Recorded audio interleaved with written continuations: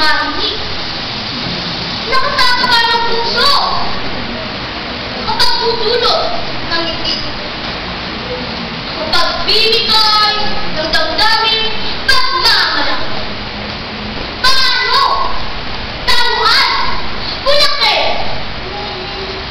Dito tayo sinilang. Dito tayo makinig. Bulak. Bulakan ang ating dakilang lalaki. Ang kanyang kasaysayan ay pinatingkad ng magulang dugo ng mga bayan. Dugong dumanang sa mga larangan mula sa bakang tiran hanggang sa nagbabagang dibdib ng Bataan at Purigdo. Isang malaking karangalan na tayo naging Bulakenyo, hubaran ng Pilipinas. Sa pamuna ng kabataang bayani sa General Greco. O, nananaligay sa ating mga ugat ang dugong bayan na sa anumang oras ay handang magtanggol sa bayan upang malita sa kapangmakan at pang-aalipin ng mga dayuhan at terorista na nagpasakit at tupigin ang kanyang kalagayan.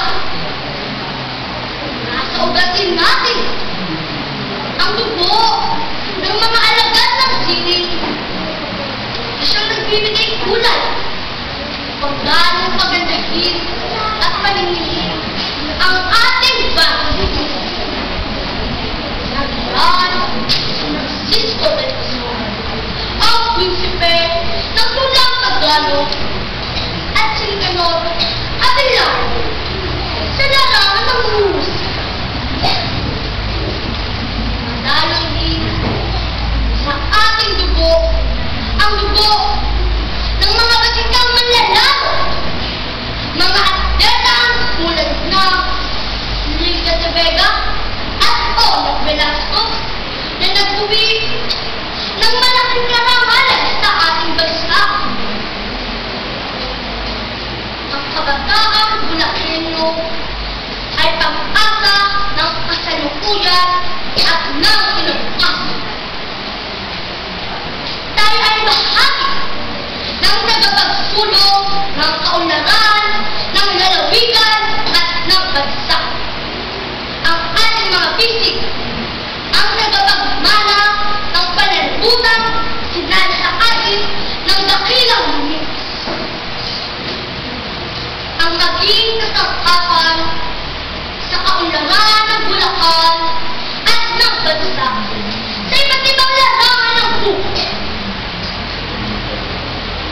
Tayo ay lahat ng bayan na patunayan ang ating pagkamagbayan. Hindi para muling mag-usap ng buhay. Hindi para patunayan sa lahat na buhay ang diwa na ipinalalaban ng ating mga ninuno sa patuloy natin pagpapahalag sa bayan. Iis